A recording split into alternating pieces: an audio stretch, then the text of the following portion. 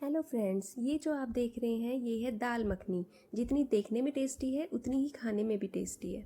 इसको बनाने के लिए हमें 7 से 8 घंटे पहले राजमा, काले उड़द और जो चने की दाल है उसको भिगोना है। इनका प्रोपोर्शन रहेगा 3:2:1। 3 काले उड़द का, 2 राजमा का और 1 आपका चने की दाल का। अब इसमें मैंने काला डोडा, 1 टुकड़ा दालचीनी का और 1 तेज पत्ते में 3 लौंग लगाकर इसमें कुकर में डाल देंगे। थोड़ा सा नमक डालेंगे, हल्की सी बिल्कुल हल्दी डालेंगे और कुकर को बंद करके गैस जला देंगे। इसमें आपको क्या करना है, 7 से 8 सीटी लेनी है। ठीक है, आप छोटा कुकर है तो 10-12 ले सकते हैं, बड़ा कुकर है तो 7-8 में आपके जो राजमा है अच्छे से भीगे हुए होंगे तो गल जाएंगे। ठीक है, उसके बाद हमें जो दाल चावल के लिए सामान चाहिएगा, 1 प्याज, 2 टमाटर, 2 हरी मिर्च, 4 से 5 लहसुन की कलियाँ, आधा नींबू, थोड़ा सा हरा धनिया, घर की फ्रेश मलाई निकली हुई जो हमारी दूध के ऊपर आ जाती है वही मलाई है, और 1 गिलास दूध लिया है। ये जो सामान है आपकी क्वांटिटी के अकॉर्डिंग आप लेंगे। मैंने ये 4 लोगों के लिए बनाई थी तो उसके हिसाब से। अब कढ़ाई गरम करके उसमें घी डालेंगे। अब घी गरम हो रहा है, इतने हम अपनी दूसरी तैयारी कर लेंगे। अब हमने जो टमाटर लिए थे उनको मिक्सी के जार में हम उनको कट करके डाल देंगे, छोटा छोटा चॉप करके डाल देंगे। उसके साथ ही हम इसमें हरी मिर्ची जो हमने ली थी वो भी काट के डाल देंगे और साथ में जो लहसुन की कलियाँ थी वो भी डाल देंगे। इनका हमें एक बारीक सा पेस्ट बनाना है। तो मैंने ये तीनों इसमें एक टमाटर, लहसुन और जो हरी मिर्ची उसको काट कर साइड में रख दिया है।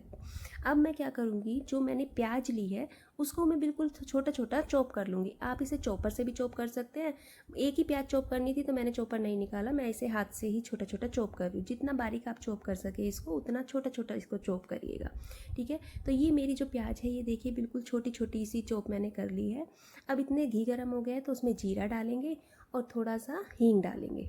ठीक है, जीरा जैसे ही आपका गर्म हो जाए, हल्का सा ब्राउन हो जाए, अब इसमें हम अपनी जो चॉप की हुई प्याज थी वो डाल देंगे और इसे हल्का ब्राउन होने तक हमें इसको सेकना है।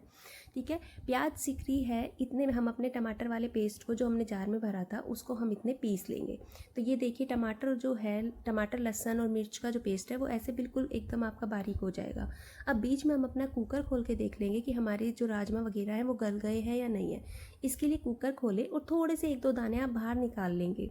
ठीक है, बाहर निकाल के उनको दबा के देखिए, अगर वो अच्छे से दब रहे हैं इसका मतलब वो हो गए हैं। अगर वो नहीं हो रहे तो भी कोई घबराने की बात नहीं है, दोबारा कुकर को आप एक बार गैस पे रख के सीटी लगा लेना।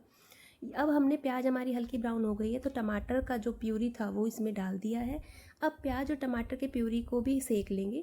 जैसे ही हमारा टमाटर जाता है वैसे ही मसाले जाते हैं। तो मसाले में सिंपल रखा है मैंने एकदम।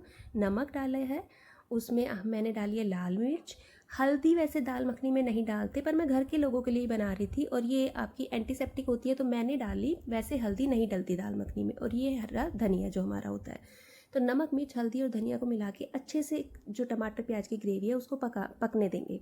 ठीक है, साइड में हमारा जो दाल हमने खोली थी उसमें 1 गिलास दूध डालेंगे और इसको लगातार चलाएंगे क्योंकि दूध फटने का डर रहता है। तो इसको एक उबाल आने तक कम से कम आपको लगातार चलाना है और फिर हम उसको छोड़ सकते हैं। साथ साथ में यहाँ पे हमारी टमाटर प्याज की ग्रेवी सीख गई है तो मैंने इसमें जो दही लिया था 1 चम्मच वो डाल दिया है। दही भी हमारा फटने का रहता है डर, तो इसे भी आप लगातार चलाएंगे। अब जो मलाई थी उसको थोड़ा सा सेक लेंगे। ये दूध की फ्रेश मलाई है घर की ही। यहाँ पे देखिए दूध में भी उबाल आ गया है अब तक एक, तो हम इसे छोड़ सकते हैं। अब यहाँ पे हमारा जो दही है वो बिल्कुल मेश हो गया है, मिल गया है, दिख नहीं रहा है। उस स्टेज पे हम इसमें अब मलाई डाल देंगे। ये देखिए मलाई भी गई हमारी ग्रेवी में। अब मलाई को भी अच्छी तरीके से इसमें मिक्स कर देंगे। अब जितनी थिक आपको अपनी जो दाल मखनी है वो करनी है, मतलब जितनी आपको क्रीमी करनी है उतनी आप इसमें अपना घर की मलाई ले सकते हैं, डाल सकते हैं। तो ये अब जो मलाई है उसको मैं अच्छे से मिक्स कर रही हूँ। वहाँ पे हमारा दूध भी जो है उबल चुका है। अब मैं क्या करूँगी, इस दूध वाले जो कुकर में हमारा राजमा है जिसमें हमने दूध डाला था, कुकर को हम क्योंकि मेरी ग्रेवी भी अच्छे से सिक गई है, इसमें आपने देख रहे हो बुलबुले आ गए हैं, तो कुकर वाले मिक्सचर को कढ़ाई वाले मिक्सचर में डाल देंगे और इसे अच्छी तरीके से अब मिक्स करेंगे। ठीक है, एक बार इसको अच्छी तरीके से मिलाने के बाद आपको कुछ नहीं करना, गैस को बिल्कुल सिम कर देना है। ठीक है, क्योंकि जो सारी चीज़ें हैं वो एक बार मिलानी ज़रूरी है। अगर आप बिगनर्स हैं तो मैं आपको एक सजेशन दूंगी, आप दही को स्किप कीजिएगा। ये मैंने अब इसमें थोड़ी सी कस्तूरी मेथी डाल दी है। ठीक है, और अब इसका लिड कवर करके कढ़ाई का बिल्कुल गैस को गैस को बिल्कुल सिम करके छोड़ दूंगी। इसको बीच बीच में चलाते रहेंगे, हर 5 मिनट में, हर 10 मिनट में दूसरे काम कर लेना। जब ये बिल्कुल गाढ़ी हो जाए, थिक हो जाए, तो इसमें नींबू का रस डाल देंगे और इसे अपने सर्विंग जो भी बाउल वगैरह आपका है उसमें इसको डाल देंगे। उसके बाद आपको क्या करना है, गार्निश करना है इसको धनिए से। अब आपके मन में एक क्वेश्चन आ रहा होगा, दाल मखनी का रंग दाल मखनी जैसा क्यों नहीं है, रेस्टोरेंट जैसा क्यों नहीं है? क्योंकि इसमें हमने हल्दी डाल दी थी। अगर आपको बिल्कुल रेस्टोरेंट जैसी दिखने वाली बनानी है, गेस्ट आ रहे हैं, तो आप इसमें हल्दी को स्किप कीजिएगा और बताइएगा कैसी बनी।